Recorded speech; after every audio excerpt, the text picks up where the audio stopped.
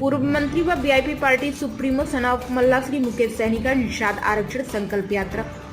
उत्तर प्रदेश आजमगढ़ जनपद के अतरौलिया में जनसभा को संबोधित किया। सभा को संबोधित करते हुए श्री मुकेश सहनी ने कहा कि निषाद आरक्षण संकल्प यात्रा 101 दिन का है, जो बिहार, उत्तर प्रदेश और झारखंड में चल रहा है। बताते चले श्री मुकेश सहनी ने सभा को संबोधित करते हुए कहा कि भारत आजाद हुए 75 साल हो गए, पर सही मायने में निषाद समाज अभी भी बहुत पिछड़ा हुआ है। सरकार में बैठे मोदी जी निषाद समाज को आरक्षण नहीं दे रहे हैं। इस बार 2024 में मोदी जी को प्रधानमंत्री बनना है तो निषाद समाज को आरक्षण देना होगा, तभी गठबंधन होना, वरना 80 सीट पर लोकसभा चुनाव 2024 में हरा दूंगा। श्री ने अपने निषाद समाज को हाथ में गंगा जल लेकर संकल्प दिलाया कि हम अपने बच्चों को पढ़ाए, वीआईपी पार्टी के साथ रहेंगे, अपना वोट नहीं बेचेंगे, जय वीआईपी, और क्या कुछ कह रहे हैं श्री मुकेश सहनी, आइए जानते हैं।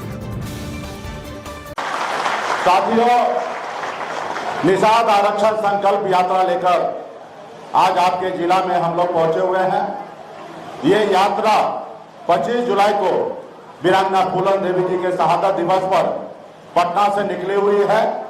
ये यात्रा 101 दिन का यात्रा है और ये यात्रा यूपी, बिहार और झारखंड में पहुंचेगा और तकरीबन 80 जिला में हम लोग पहुंच रहे हैं और अपने समाज को हक अधिकार की बात कर रहे हैं। साथियों, अपने समाज के हक अधिकार की बात कर रहे हैं। तो इसलिए साथियों, ये यात्रा के माध्यम से हम यहाँ पे आए हैं। अगर इस आजाद भारत में अगर सर उठा के जीना है, अगर आप बेहतर जिंदगी जीना चाहते हैं, अगर आप चाहते हैं कि आपके बच्चे अच्छे जिंदगी जिए, तो इसके लिए मात्र 2 काम करना है। एक रोटी कम खाइए, लेकिन अपने बच्चे को पढ़ाइए, लिखाइए। जब तक ये समाज शिक्षित नहीं होगा तब तक समाज आगे नहीं बढ़ेगा। इसलिए अपने बच्चे को पढ़ाइए, लिखाइए। आज जितना भी तकलीफ आप झेल रहे हैं, आप झेलिए।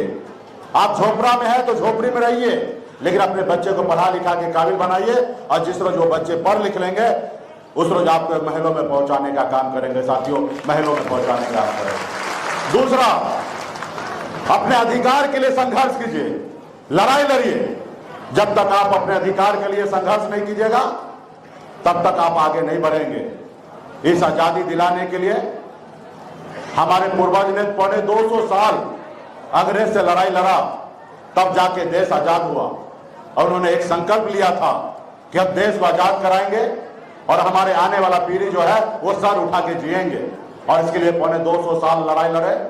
ना जाने कितने हजारों लाखों की संख्या में हमारे पूर्वज शहीद हुए, तब जाके देश आजाद हुआ। साथियों, आजादी तो हमें मिला, लेकिन सही मायने में हमारा अधिकार, हमें न्याय नहीं मिला। साथियों, इसके लिए हमें अभी संघर्ष करने की आवश्यकता है। आजादी से पहले राजा के घर में बच्चा जन्म लेता था, रानी के कोख से बच्चा जन्म लेता था, वही राजा बनता था।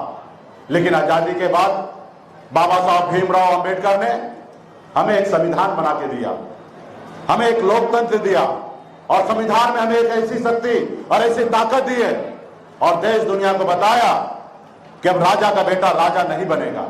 अब राजा वही बनेगा जिसके पास वोट होगा, और जिसके पास वोट होगा वही राज्य का मुख्यमंत्री और देश का प्रधानमंत्री बनेगा।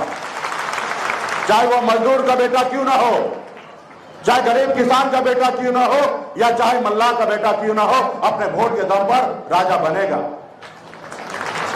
लेकिन हम लोगों ने अपने वोट को ताकत को नहीं समझा, हम अपने अधिकार को नहीं समझे।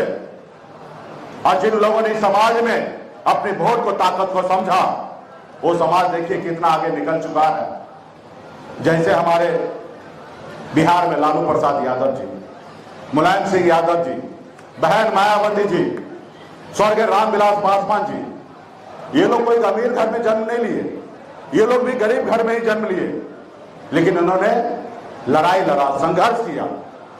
जब दल बनाए मुलायम सिंह यादव जी ने, तो उनके लोगों ने उनको साथ दिया, और जब उनके लोगों ने साथ दिया तो उनके दल को बल मिला, और जब दल को बल मिला तो उत्तर प्रदेश जैसे बड़े प्रदेश का मुख्यमंत्री बने। साथियों, बिहार में लालू प्रसाद जी बने, बहन मायावती जी बने।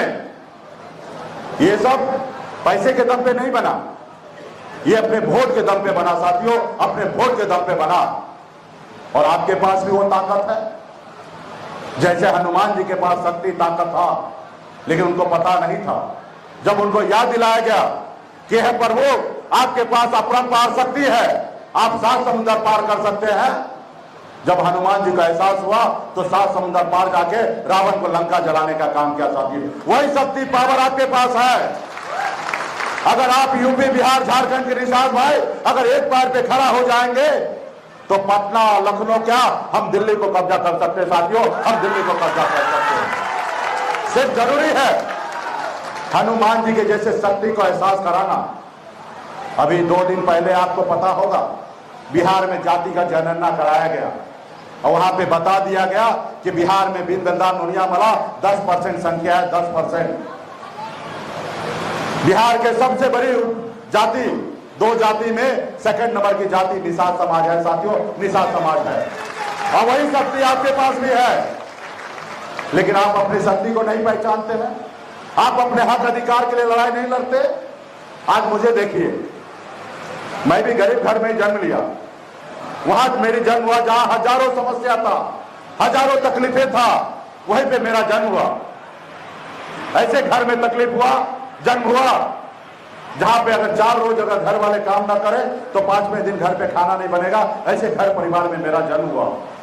पिताजी मछली मारते थे, दादाजी मछली मारते थे, ऐसे परिवार में जन्म लिया। लेकिन मैंने लड़ाई लड़ा, संघर्ष किया। 18 साल की उम्र में घर परिवार को छोड़कर, माँ बाप को छोड़कर बंबई जैसे शहर चला गया। वहां मेहनत किया, मजदूरी किया। 900 रुपया महीने पे नौकरी करता था, 300 रुपया रोज पे मजदूरी करता था। लेकिन संघर्ष के बदौलत, मेहनत के बदौलत मैंने बंबई जैसे शहर में कामयाबी का झंडा गाड़ा साथियों, कामयाबी का झंडा गाड़ा।